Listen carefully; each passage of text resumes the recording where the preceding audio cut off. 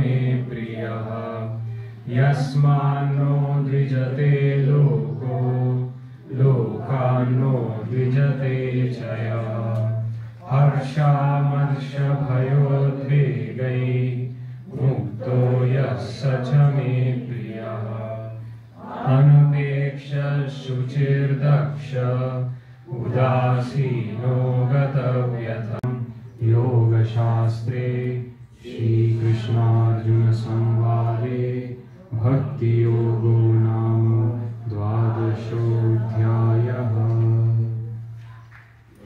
जायो महाचार्यो रामकृष्णाय ते नमः। शक्ति रामकृष्णे स्थिता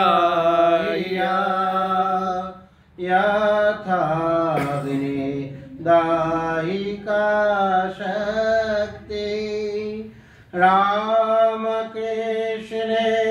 स्थिता सर्वविद्यां स्वरूपां तां शारदां प्रणमाम्यहं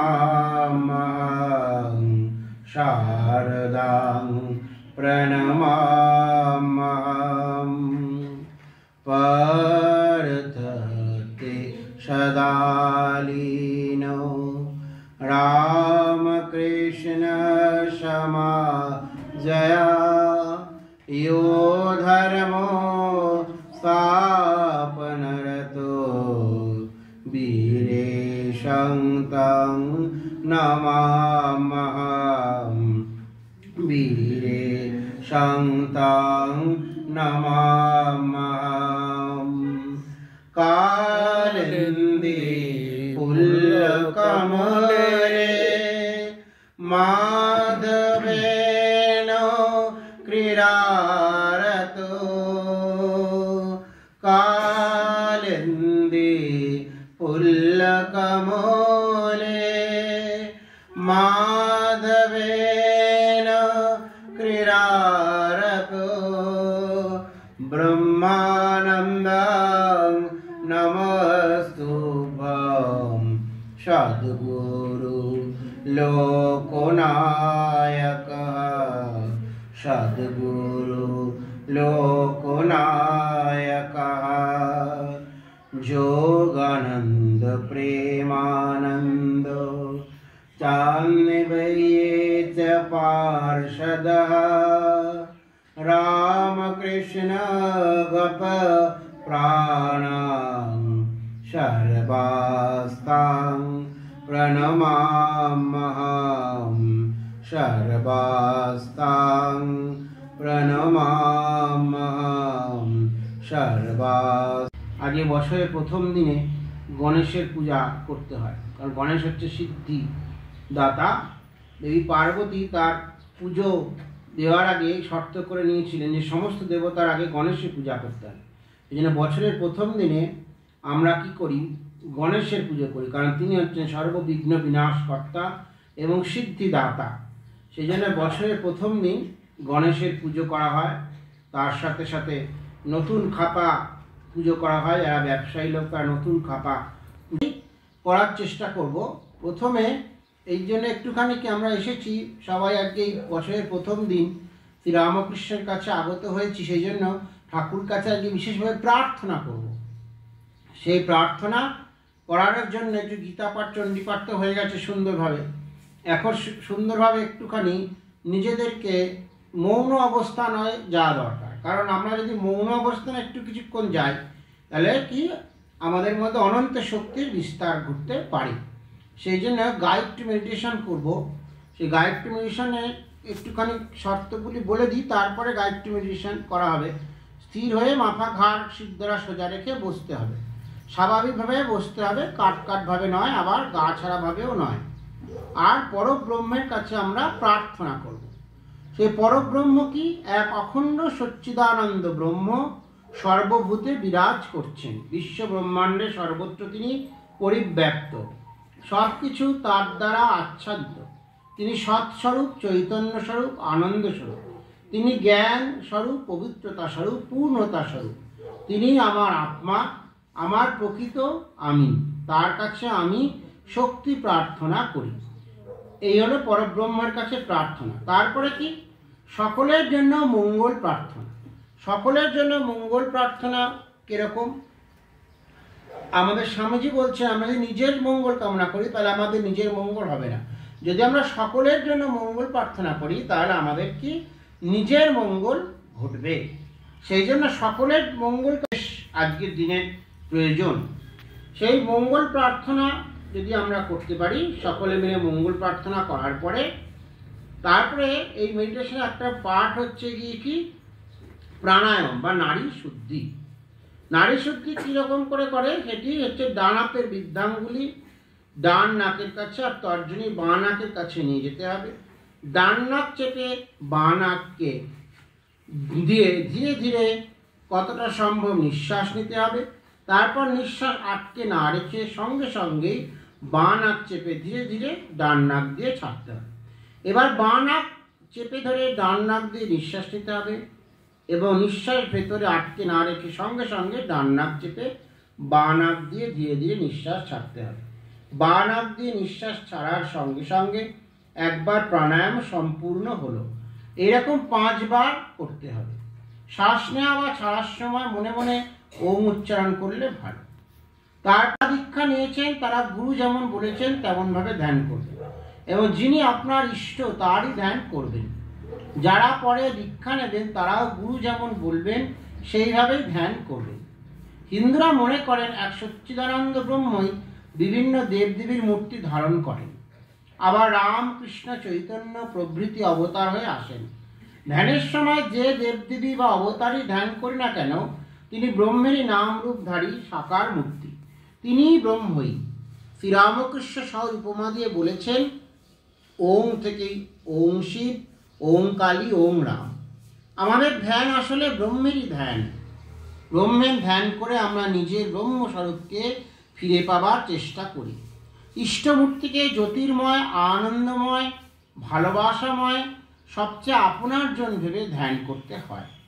যারা কোনো মূর্তির ধ্যান করতে ইচ্ছুক নন তারা ওঙ্কারের ধ্যান করতে পারেন। ওঙ্কারকে ব্রহ্মের প্রতীক বলা হয়। ধ্যানের সময় তারা ওঙ্কারকে পবিত্রতা, জ্ঞান, জ্যোতি ও আনন্দের ঘনীভূত মূর্তি ভেবে ধ্যান করবেন। শ্রীরামকৃষ্ণের ধ্যান সমস্ত জাগতিক ভেদের অতীত অদ্বৈত ব্রহ্মের প্রতীক শ্রীরামকৃষ্ণ আমাদের হৃদয় পদ্মে বিরাজমান, সর্বপ্রকার বিকার শূন্য, সদা আনন্দময়, নির্মল চরিত্র। সেই পরমহংস শ্রীরামকৃষ্ণকে আমরা ভজনা করি, যিনি সত্রজতম 3 গুণের অতীত, সচ্চিদানন্দ ব্রহ্মস্বরূপ এবং সকলের বরণীয় নির্মল চরিত্র। সেই পরমহংস শ্রীরামকৃষ্ণকে আমরা ভজনা করি, যিনি জ্ঞান ভক্তি প্রশান্তি বিতরণ করতেই অবতীর্ণ, ভালোবাসায় যার চিত্ত বিগলিত, জীবের দুঃখ যার কাছে অসহনীয়, নির্মল চরিত্র। সেই পরমহংস শ্রীরামকৃষ্ণকে আমরা ভজনা করি, যিনি মুহুর্মুহুর সমাধিস্থ হন, যার কোমল অঙ্গ অনুক্ষণ ভগবৎ চিন্তার ফলে চিন্ময় হয়ে গেছে, নির্মল চরিত্র। সেইকে আমরা ভজনা করি। তারপরে তাকে প্রণাম নিবেদন করা। তুমি আমার মাতা, তুমি আমার পিতা, তুমি আমার বন্ধু, তুমি আমার সখা, তুমি আমার জ্ঞান, তুমি আমার ঐশ্বর্য। হে সর্বদেব দেবীর অধীশ্বর, তুমি আমার সর্বস্ব। হে প্রভু, হে জননী, আমি তোমাকে আমার অন্তরে দেখতে চাই। আমার মনকে শান্ত করে দাও, সব বিঘ্ন দূর করে একমাত্র তুমি আমার হৃদপদ্মে বিরাজ করো। এবারে চোখ বুজে ভাবতে হবে, জ্যোতির্ময় বা রামকৃষ্ণ চৈতন্য বুদ্ধ বা অন্য কোনো দেবদেবী যিনি আমার হৃদয়ে বসে আছেন। আমি যেদিকে মুখ করে তাকিয়ে আছি তিনিও সেদিকে তাকিয়ে সহাস্যে জ্যোতির্ময় মূর্তিতে ভালোবাসায় ভরপুর হয়ে বসে আছেন। এইভাবে এবার সাধ্যমতো কিছুক্ষণ ধ্যান করতে হবে। আমরা 5-10 মিনিট করার চেষ্টা করব। কেউ বা 1 ঘন্টা 2 ঘন্টাও বেশি ধ্যান করতে পারে। প্রথমেই 1 ঘন্টা 2 ঘন্টা ধ্যান করার চেষ্টা করা উচিত নয়। ধ্যানের সময় হঠাৎ করে বাড়াতে নেই। ধীরে ধীরে কতটা সহ্য হয় বুঝে বাড়াতে হয়। ধ্যান জপের ফল সমর্পণ। ধ্যান ভাঙার পর মনে মনে বলতে হবে, প্রভু তোমার কৃপায় তোমার শক্তিতেই আমি এতক্ষণ এই প্রার্থনা ও জপ ধ্যান করলাম। এইসবের সমস্ত ফল ও তুমি নাও, আমায় শুধু পবিত্রতা দাও আর তোমার পাদপদ্মে শুদ্ধা ভক্তি দাও। এরপর সকলের মঙ্গল প্রার্থনা করে উপাসনা শেষ করতে হবে। জগতের কল্যাণ করো, শত্রু মিত্র জাতি ধর্ম দেশ নির্বিশেষে সকলের কল্যাণ করো প্রভু, এইভাবে শেষ করা হবে। এইটি ইনস্ট্রাকশনটা বলে দিলাম। এইবারে আমরা ধ্যানে করব। সবাই আস্তে আস্তে বলার চেষ্টা করবেন। মোবাইলের যে সুইচটা আছে সেটা তেজময় দেহি ওম বীর্যঙ্গমসি বীর্যঙ্গময়ী দেহি বলোমসি বলঙ্গময়ী দেহি ओजोयसि ओजोमयि देहि मन्नोरसि मन्नंमयि देहि सहोवसि सहोमयि देहि ॐ असतो मा सद्गमयो तमसो मा ज्योतिर्गमयो मृत्युं मा अमृतं गमयो मातृदेवो भवो पितृदेवो भवो आचार्य देवो भवो सर्वे भवन्तु सुखिनः सर्वे सन्तु निरामयाः सर्वे भद्राणि पश्यन्तु मा कश्चित् दुःखभाग् भवेत् दुर्जनो सज्जनो भूयात् सज्जनो शान्तिमापुनात् शान्तो मुतो मुक्तस्य अन्नान् विमोचयेत्। এবার প্রাণায়াম। হৃদয় কমল মধ্যে রাজিতং নির্বিকল্পং সদসদখিল ভেদা तीतमेको स्वरूपं प्रकृति विकृति शून्यं नित्यमानन्दमूर्तिं विमल परमहंसं रामकृष्णं भजाम्यहं निरपमति सूक्ष्मं निष्पपञ्चं निरीहं गगनसदृशमीशं सर्वभूतादिवाससं त्रिगुणरहित सच्चित् ब्रह्मरूपं वरेण्यं विमल परमहंसं रामकृष्णं भजाम्यहं वितरतमवरतीर्णं ज्ञानभक्तिं प्रशान्तिं प्रणयगलितचित्तं जीवदुःखासहिष्णुं धृतसहजसमाधिं चिन्मयं कोमलाङ्गं विमल परमहंसं रामकृष्णं भजाम्यहं विमल परमहंसं राममेव तमेव बन्धुश्च सखा तमेव विद्यां द्रविणं तमेव सर्वं मम देव देवो। जप ध्यान अश्विन। दुर्जनो सज्जनो भूयात् सज्जनो शान्तिमापुन्नः शान्तो मुच्येत बन्देभ्यो मुक्तश्च अन्नान् विमोचयेत्। ओम शांति शांति शांति। हरि ओम तत्सत्। श्री रामकृष्णार्पणमस्तु। विमोद शेष सर्व भाषकं भावशतक हेन रूप नित्यशतम् अद्वयम् वाङ्मनोति गोचर गोचरं च नेति नेति भावितं वाङ्मनोति गोचरं च नेति नेति भावितं तं नमामि देवदेव रामकृष्णम् ईश्वरम् तं नमामि देवदेव रामकृष्णम् ईश्वरम् आदितेय विहरं शूरारिदैत्यनाशकं साधु शिष्टकामदं मोहिशुभारहारकम्